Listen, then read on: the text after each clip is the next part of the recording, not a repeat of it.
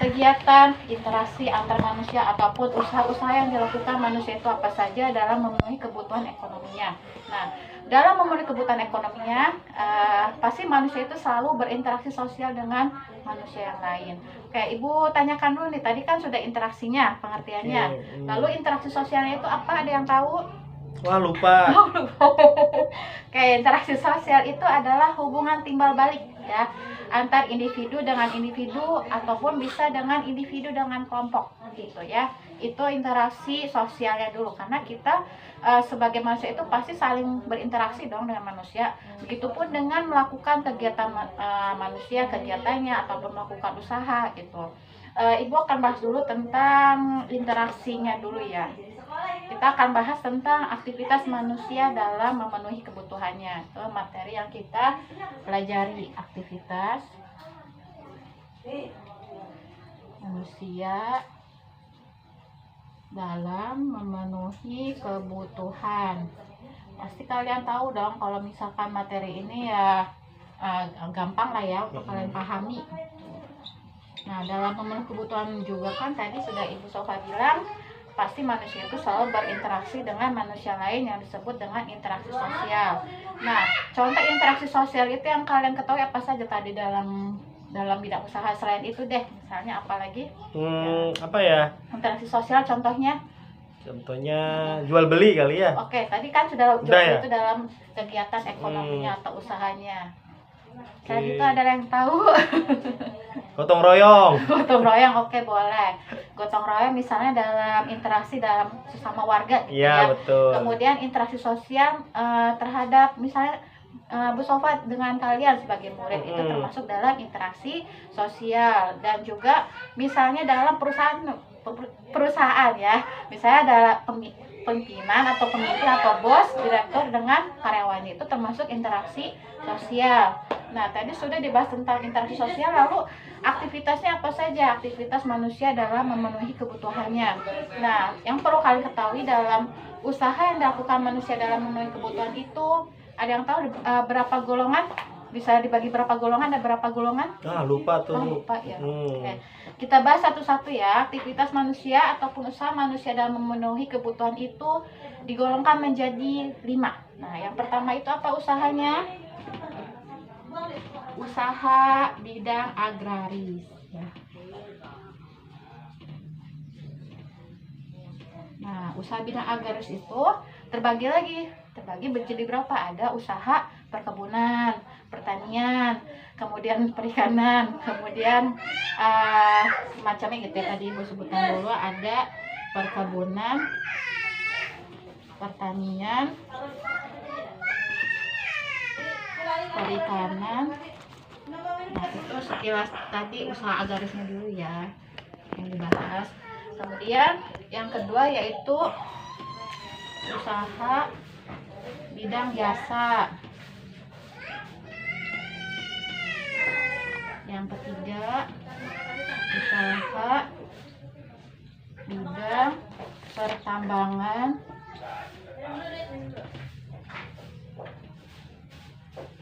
Yang keempat usaha bidang pariwisata.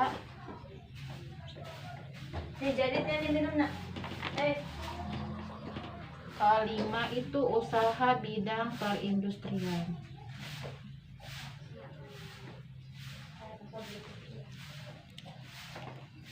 Kalau habis videonya ganti aja. Iya. Oke, kita bahas dulu ya yang pertama. Untuk usaha bidang agraris itu maksudnya apa sih? Ada yang tahu? Usaha bidang agraris maksudnya apa? Wah, saya nggak tahu tuh, Bu. Nggak ngerti agraris itu. Saya tahunya penggaris, Bu. Oh, penggaris. Oke, kalau usaha bidang agraris itu biasanya usaha yang berkecimpung ya di bidang usaha perkebunan, pertanian, kemudian perikanan. Nah, itu termasuk pada usaha bidang agrarisnya.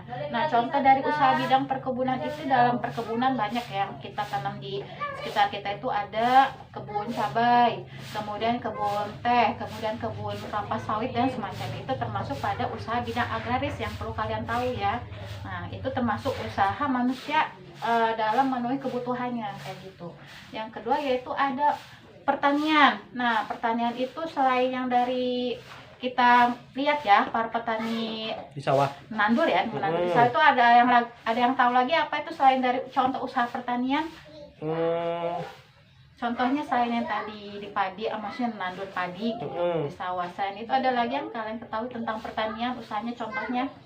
Banyaknya kita tahunya kayak kalau jagung itu masuknya pertanian apa perkebunan, Bu? Kalau jagung itu termasuk kepada perkebunan, bisa sebenarnya. Pertanian juga bisa kan ya? Bisa, iya. Bisa dua-duanya sebenarnya. Cuma ini lebihnya kalau perkebunan itu pada kita menanami orang-orang itu pada dataran yang tinggi biasanya. Nah, kalau pertanian itu bisa dataran tinggi ataupun dataran rendah ya, kebanyakan masyarakat bertani atau berkebun. Kemudian ada juga usaha perikanan nih. Usaha perikanan itu yang nelayan ya. Itu nelayan yang menangkap ikan yang kemudian dijual kembali ke pasar-pasar. Itu termasuk pada usaha perikanan. Nah, kemudian nelayan itu juga dari hasil tangkapannya itu pasti langsung dijual ataupun didistribusikan ke pasar yang kemudian akan dibeli kembali oleh konsumen. Seperti itu. Nah, yang kedua ada usaha bidang jasa. Nah, ada yang tahu apa itu pengertian usaha bidang jasa? Bidang jasa itu yang tidak menjual produk tapi menjual layanan kali ya. Oke, benar sekali Pak lagi. Benar sekali untuk Ananda Agus. Ya, oke. Ya. Dia tidak menjual produk tapi dia menjual jasanya melalui dari pelayanan. Misalnya contoh dari usaha jasa itu ada dokter ya, kemudian supir angkot, kemudian apalagi yang kalian ketahui? Guru, oke. Kemudian ada lagi tukang urut. Oke, banyak ya. Itu termasuk usaha bidang jasa. Yang ketiga ada usaha bidang pertambangan nih. Usaha bidang pertambangan itu Ibu jelaskan yaitu usaha yang mengelola kekayaan yang ada di dalam bumi. Nah, contoh dari usaha pertambangan ada yang tahu apa? Contohnya tambang emas. Kemudian apalagi? Batu bara. Oke, batu bara ya. Banyak ya. Usaha pertambangan itu contohnya ada ada tambang emas, batu bara, gas bumi, minyak bumi dan sebagainya. Kalau mau tanya Bu, kalau yang di Papua itu apa itu Bu yang terkenal itu? Itu pertambangan emas ya, yang dimana sekarang itu banyak sekali, bukan banyak, ada perusahaan yang apa sih intinya itu dia ilegal ya termasuknya ya, gitu tuh, mengambil kekayaan yang ada di Papua untuk keuntungan dia sendiri. Itu perusahaan Freeport yang harus kalian tahu gitu.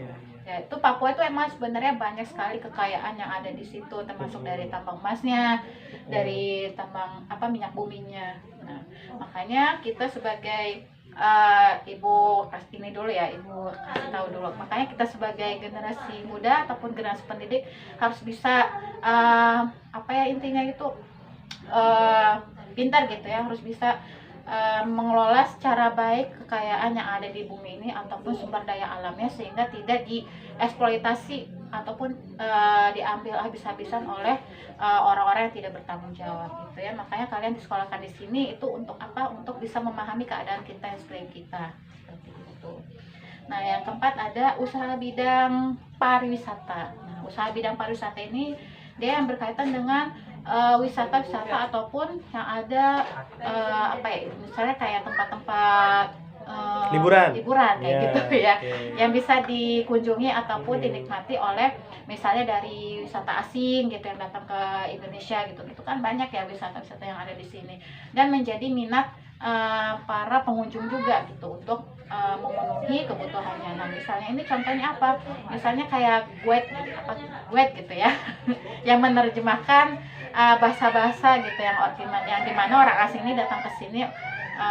Kemudian misalnya ada yang kalian dari sini, dari kelas ini yang bisa menjadi guide gitu ya, kayak bertranslate bahasa gitu maksudnya. Kemudian yang kelima ada usaha bidang perindustrian.